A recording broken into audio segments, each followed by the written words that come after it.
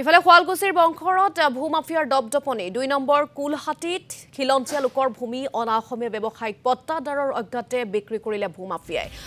চক্ৰটোৱে ভুৱা নথিপত্ৰৰে ৩ ব্যৱসায়ীৰ নামত মাটি হস্তান্তৰ কৰাত প্ৰতিক্ৰিয়াৰ সৃষ্টি হৈছে অন্ন পাটোৱাৰী ৰমেশ পাটোৱাৰী ভাৰতী পাটোৱাৰীকে ধৰি ৭ গৰাকী খিলঞ্জীয়াৰ নামত থকা ৫ বিঘা ভূমি চক্ৰান্তমূলকভাৱে বনিয়া গোষ্ঠীক চম্জালে মাফিয়া চক্ৰই ৰাণা প্ৰতাপ গোৱেল মনোজ গোৱেল আৰু ভীমসেন গোৱেল নামৰ ৩ ব্যৱসায়িক ভূমাফিয়া চক্ৰই মাটি বিক্ৰী কৰাত হতভম্ব হৈ পৰিছে পৰিয়ালকেইটা নীলমণি বৈশ্য নামৰ ভূমাফিয়াই ভূমি চক্ৰান্তমূলকভাৱে বিক্ৰী কৰাত উপায়ন্তৰ হৈ মুখ্যমন্ত্ৰীৰ সহায় বিচাৰিছে পৰিয়ালটোৱে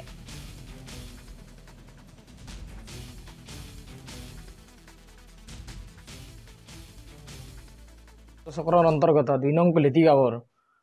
মাটি এই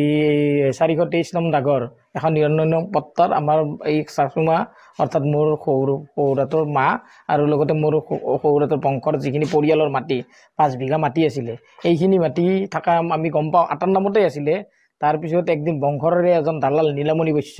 তেওঁ আমাৰ এই মোৰ শহুৰাটোৰ ঘৰ গান্ধীবাৰীত অৰিজিনেল মানুহ তেওঁলোক আছিল আমাৰ বৰদদীৰ পৰা ইয়াতে পাম খালে ইয়াতে